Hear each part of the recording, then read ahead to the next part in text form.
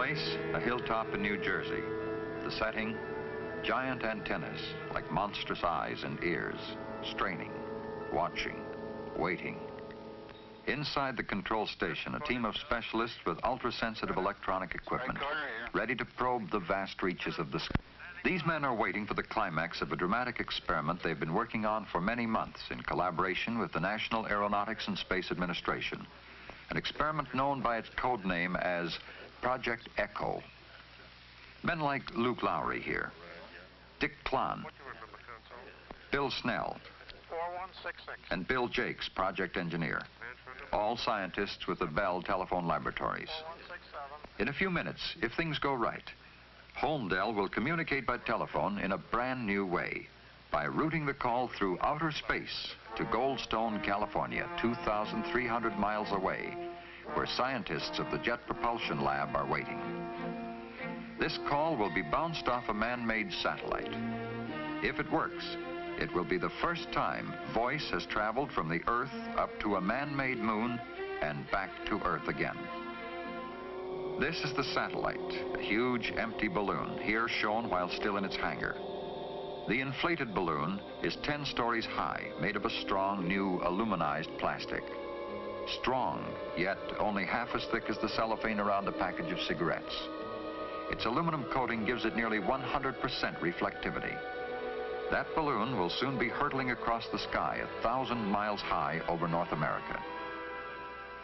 Yes, these men know why they are on this New Jersey hilltop. But others may wonder, even if it works, so what? Who cares about bouncing messages off a space balloon? What's the practical good of it? We can telephone almost any place in the world today. Thanks to ocean cables, we can talk overseas as if to the phone next door. This year, about 3 million messages will be transmitted across the Atlantic. But 10 years from now, it is predicted there will be 21 million messages. More facilities will be needed. And there are the polar regions where severe atmospheric conditions make radio reception difficult.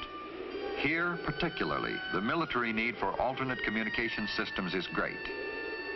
Powerful microwave transmitters carry telephone calls over barren and open spaces. These systems will always serve us well. But today, as scientists look ahead, they foresee great gaps in our worldwide communications unless more and different systems can be devised. For instance, we would like to see live television programs, history in the making from all over the world. But TV broadcasting presents a special problem. One TV channel requires the space of almost 1,000 telephone circuits. This requirement is simply too expensive for present systems. And even if this problem could be licked today, what about tomorrow? For many years now, Bell Laboratories scientists have been looking ahead to satellites for communication. We are already capable of building a satellite equipped with operating receivers and transmitters which could be made to operate at a much greater height than a simple reflector balloon like that in Project Echo. The higher you go, the greater the portion of Earth in range of the satellite, and the fewer you need to circle the globe. A worldwide communication system of satellites like this has already been outlined by the Bell system. The plan envisions several strings of equipped satellites, altogether about 50 of them, orbiting at a height of about 3,000 miles. As the one you were using moves out of range, you would switch to the next one coming along, and so on.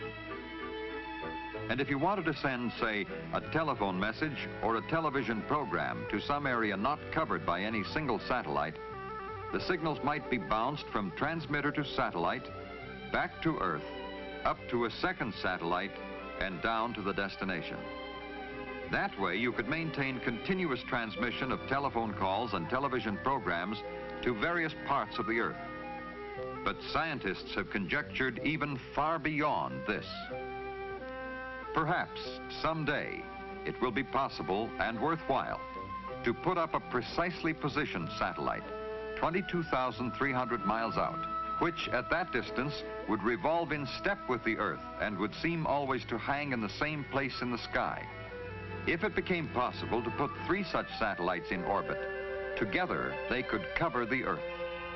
But this high-orbit, 22,000-mile system is at best far in the future. As scientists wait in New Jersey and California, today's experimental balloon satellite, the pioneer of worldwide space communications, is already up in the sky, 1,000 miles high, on its first 2-hour orbit around the Earth, hurtling through the vacuum of outer space, ready to relay telephone signals between powerful transmitters and receivers as far apart as New Jersey and California.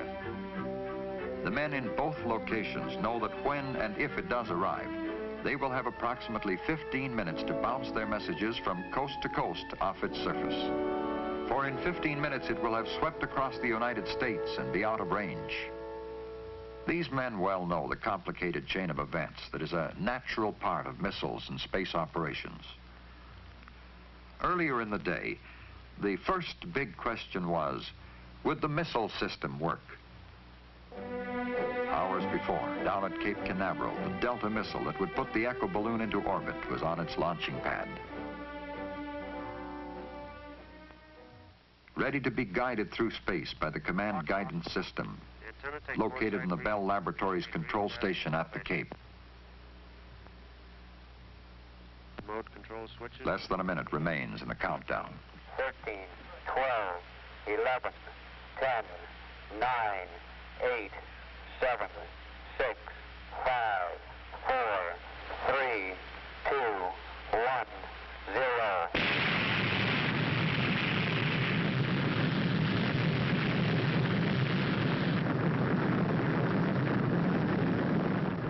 As the missile hurtles through space, the control center maintains communication with it, checks its position, and automatically sends any necessary steering orders to keep it on its predetermined path.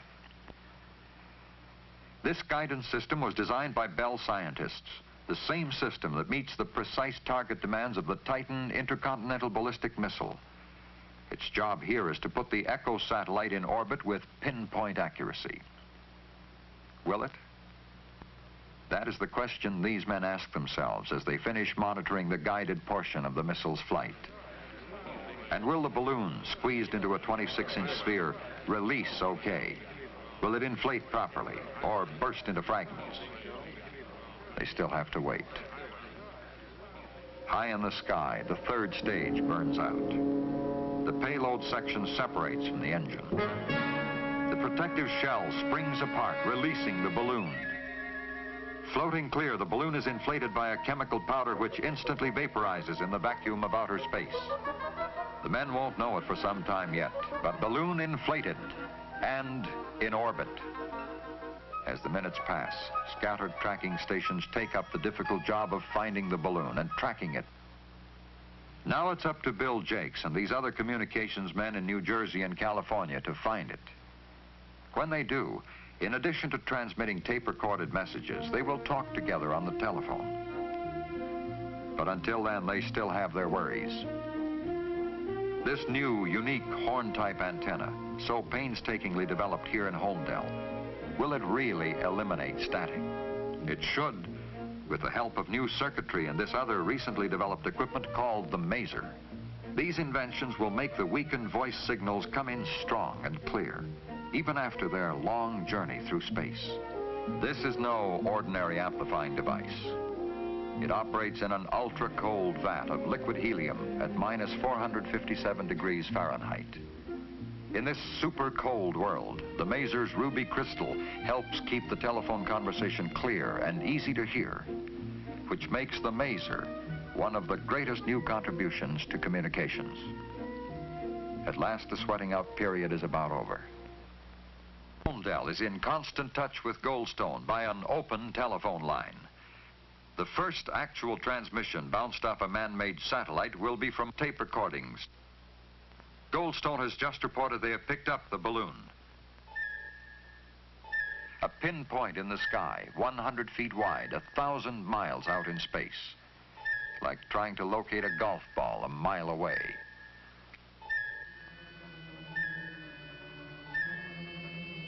We have it now, Bill. Good. Let's hope we can keep it. The signal looks good, Luke.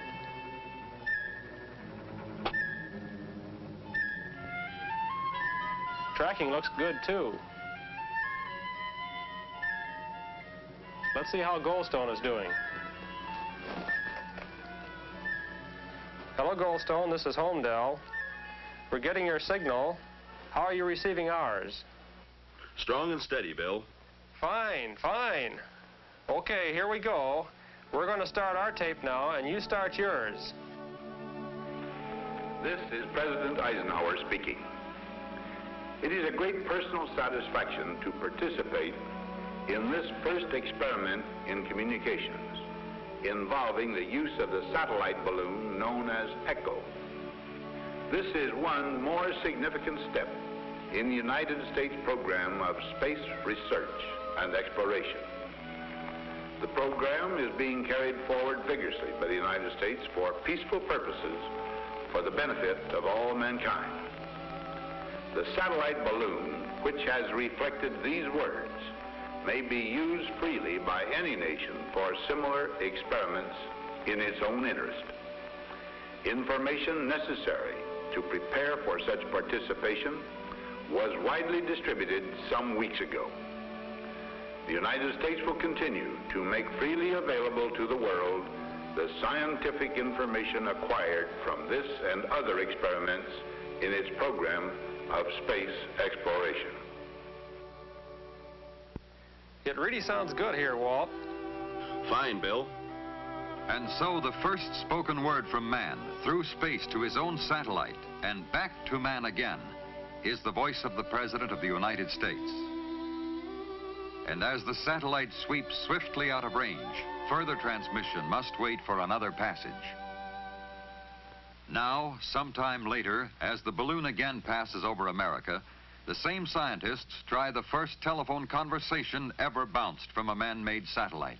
You can fire up the transmitter. Right.